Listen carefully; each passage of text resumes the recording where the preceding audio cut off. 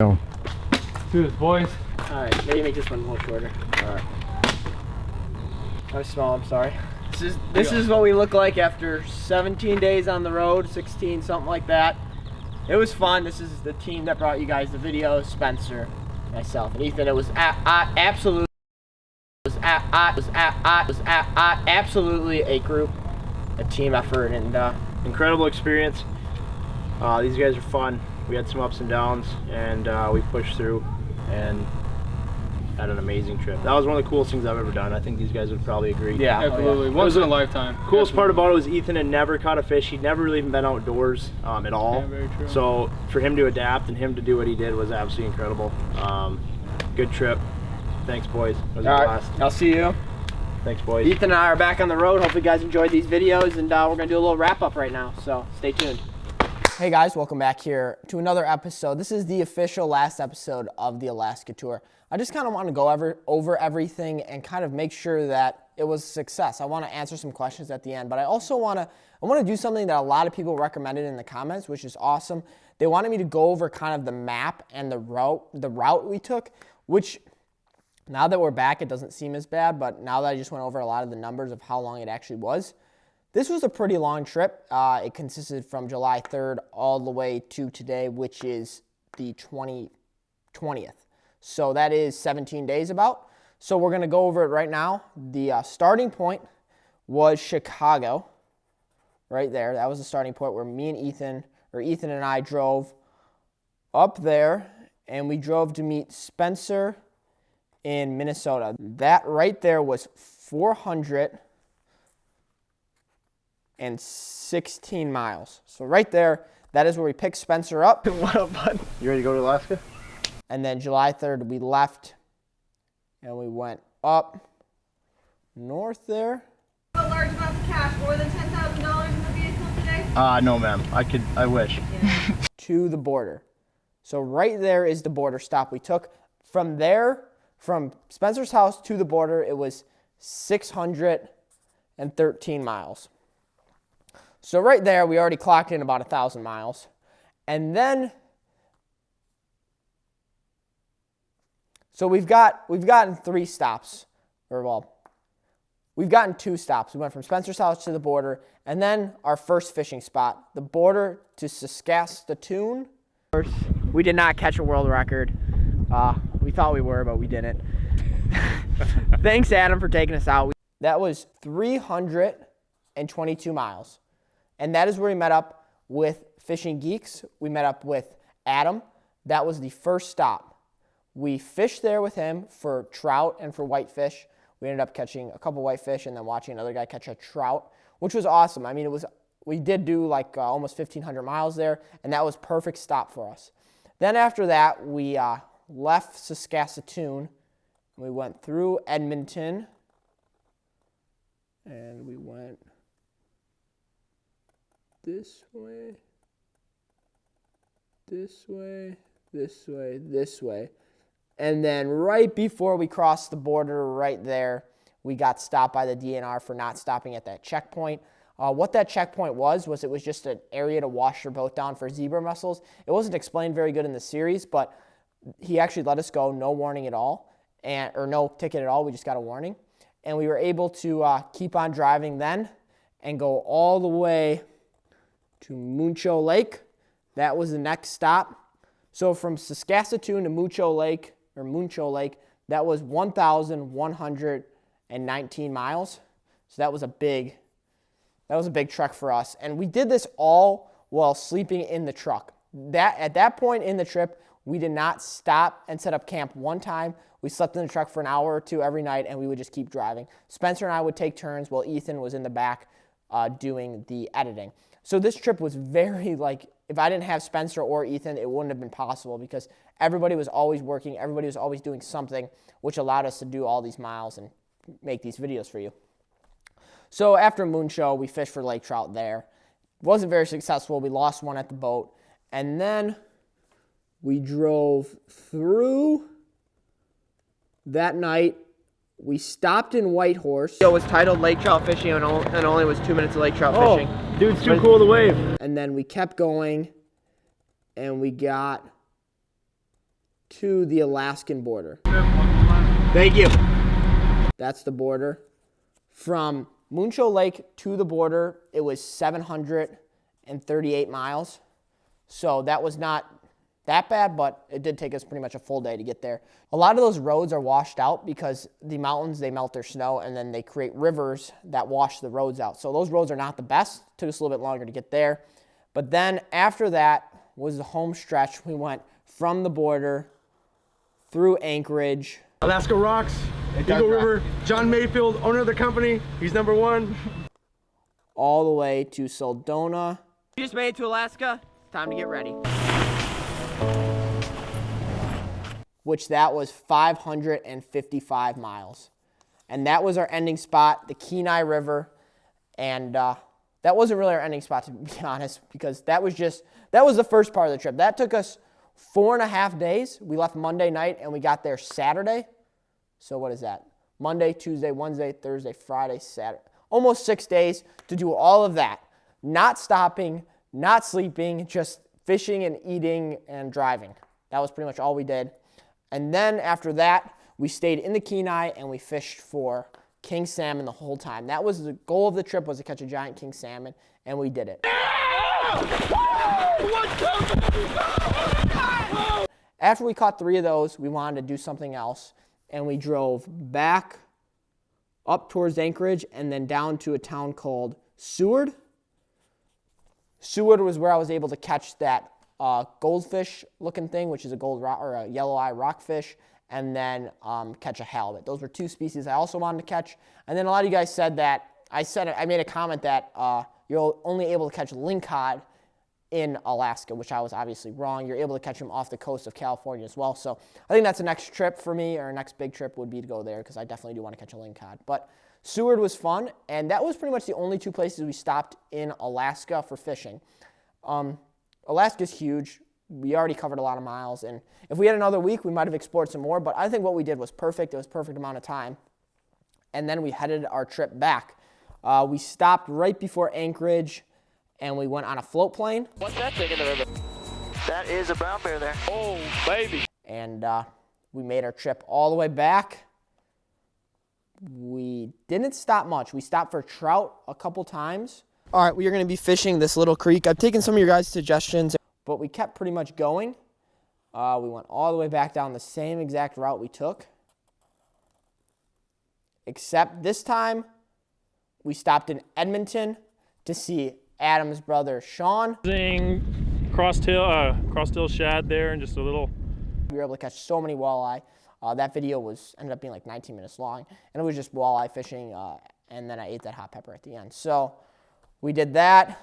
We left that night. We drove through the night, didn't stop once. This is what we listen to before we die right here, folks. And then we got all the way to Spencer's house that day. Dude, seriously, where'd they go? And then Ethan and I drove halfway distance right here, which is where my cabin is, and that's where we are right now. We're wrapping up all these videos. We've got an editing station going on right there. We've got to send some stuff to Illumicraft and Favorite, who allowed us to go on this trip. Illumicraft gave us a boat, and Favorite sponsored the trip as well as gave us a bunch of rods. So that was pretty much the trip. We did the math from Kenai Peninsula to Chicago. It is 3,763 miles one way. So if you type this in your phone, it's not going to tell you that. It's going to tell you a different thing.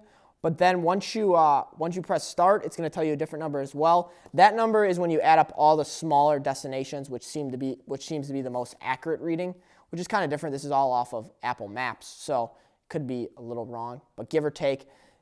And on the miles in the truck, we started with 21,000 miles on the truck, and now we have almost 29,000 miles. So it was a little under 21,000, so that is 8,000 miles right there. So, as well as the stops we took along the way in Seward and stuff like that. So overall, it was about, give or take, 8,000 miles covered in about 18 days. hopefully you guys enjoyed this series. That was kind of the wrap-up. That was how long it took us. That is all the miles we covered. And it was something I always wanted to do. Now we're going to wrap. I'm going to clean this mess up, and I'm going to do a Q&A about the kind of the questions on the trip and see if you guys liked it, if I should do it again. And hopefully this kind of clarifies the exact route we took, how long it took us, and how we really did not sleep on this trip. So we'll wrap this up, and we'll get into the Q&A. We should include that. Let me go to the start of these questions here. There we go. Okay. So we just got done doing kind of that formal part of the video. Ethan's behind the camera still. This is officially the last video of this tour, which is kind of sad, but I want to just talk to you guys to see if it was a success. I know the main thing that I saw in the comments was just about Spencer. Here's one. Is this AP channel or was I accidentally on Spencer? This guy's an absolute idiot. I'd like to know who's footing the bill for this trip. This dude is an AP. Don't hang with that loser. I will not watch future videos if he's in them. So there was a lot of that, a lot of negativity. You know, there's only a few people that comment on the videos. When I say that, I mean like 1,000 comments to 100,000 views. So that's only like 10% of the people. Is that 10% or is that's 1% of the people? So I don't know if everybody hated him or if just it's different, because when you spend 20 days with somebody and when you want to include the raw footage, when Spencer freaked out on that fish. No, he's gonna get caught up in that rock. No, no, no, reverse! Reverse. Get over there, go! I think that's awesome. I've freaked out on a fish before. Oh my God. Oh my God. Relax. Oh my God! You're an idiot, dude. That was a 10-pounder. What were you doing? And I just like to include stuff that normally wouldn't be included in videos. Like if there was a TV show about that, that would not have been included, because people cut out real life. What I film is always what actually happens. We did not turn the camera off, or we did not include anything that wasn't real or wasn't part of the video. None of this was set up. Sure, we did probably a couple intros, but other than that, the camera was always rolling. Everything was just included. Spencer's a good buddy of mine. He's an awesome guide. He is always on fish. If you ever want to fish with somebody who absolutely just crushes fish all times a year, Spencer's a dude. I'm happy to call him one of my best friends now, especially after this trip. And I'm sure I'm going to make some more videos with him. I don't know if I'll go on an Alaska tour with him again. Probably not going to go to Alaska again. But if you guys want to see another tour with Spencer and I, let me know below, because I know some of you guys didn't like him. Some of you guys loved him. So I just want to know. He was my partner for this trip. It takes a lot of stress off me, and I don't always have to be talking. It's just something different. I wanted to try it, and I think it was a success, but let me know. Then the second part of the trip, before I get into some more questions, Ethan, he's behind the camera right now. He also wants to know what you guys thought. I know the music was a little different. I just want to say that I did not give him a lot of guidance on the music, and it kind of improved along the way. He likes a little bit different style music than I would use in my videos. So if the music was the only thing you guys didn't like, let me know so Ethan and I can team up again. The story behind Ethan is we went to high school together. We went to high school together in high school. We went to high school together in high school, guys. We were high school guys. Wow. We went to high school together, and we weren't the best of friends, but we talked with each other. We had a couple classes together, and I followed him on Instagram. A couple months ago, we started posting really cool photos, and I just got to talking with him. I asked him if he did video, and he kind of started to learn video, and he went on this trip. This was his first trip he's ever been on, his first production he's ever done, and I think it turned out great. I mean, there was some stuff we can improve. There's more stuff we can add, but honestly, I like the editing. Hopefully you guys did too. Let us know below. I want to get the feedback from you guys on this, because this trip is not just about me crossing something off my bucket list. It's also to bring some entertainment to you guys. So please let us know below. So that's on that note. That's pretty much the trip. I just want to answer a few more questions. Turn the damn clicker off the rod. The reason why we didn't turn the clickers off the reels was so when the person who was working the boat was able to hear how much line was coming out and to be able to how much line you were gaining on the reel. It was so you could hear what was going on. That's why we left the clickers on. I actually turned mine off, and then I turned it back on in that video so that we could tell, so Spencer could see where the fish was going, and also when Spencer was fighting his fish, he could see where it was going. The reason why Spencer's fish was a little bit more stressful was we actually didn't catch that fish on a favorite rod. It was actually on an ugly stick, because we had to buy another rod because we only had 2 long rods with us, and the ugly stick was really whippy, so we couldn't gain a lot of line on that fish. And if I did hit that rock, when he was saying reverse, reverse, reverse, if I did hit that rock, we would have ended up in the Kenai River and we could have died. So it's stressful, but I was able to take the stress very good, and even when I was fighting my fish, I yelled at Spence a couple times. So that's kind of that. Let's see. We'll answer one more question, and then I also want to talk about the first thing. Hey, Parrot, just a tip for trout fishing. Cast up current and reel with the current. The trout position themselves in the current to catch anything flowing with the current, like bugs. Yeah, I'm not a very big trout fisherman. Towards the end, I did kind of get the hang of it, but I didn't have the right baits. And the goal of the trip wasn't to catch trout, even though we did fish for trout quite a bit. That's pretty much it. All the comments were pretty positive. The videos got a lot of views, which was awesome. I appreciate it. And that's why I don't know if some of you guys were like, oh, I'm not watching these videos with Spence. But then the views kept getting up higher, and they all reached almost 100K, which is great for my channel, and I really appreciate it. So that's why I kind of wanted to ask you guys. I was kind of a little bit confused. But other than that, I want to give away this backpack right now. I did not do it random. I actually picked this comment because I thought it was sick. Parrot loves being in Walmart on 4th of July. Brady Basson. The reason why I picked that was that really shows that you guys watch my videos. This was from a year ago. We started the Never Stop Tour in a Walmart, and we started the Alaska Tour in a Walmart, which is kind of cool. On that note, I'm actually leaving Wisconsin right now, going back to Illinois, and I'm going to get back into bass fishing. I do like to take these opportunities that I get to go on these big trips, but I've definitely missed some bass fishing, and it's definitely overdue on this channel. So the next 3 weeks, I'm staying in Illinois, doing some bass fishing, doing some challenge videos, and just going to relax at home and kind of catch up on all the traveling I have been doing. I love it, but I need a break right now, and don't worry, the videos will keep on coming. Might even have Ethan film a couple with me when he comes back. He's leaving tomorrow, and that's about it. Hopefully you guys enjoyed the series. I really do appreciate it.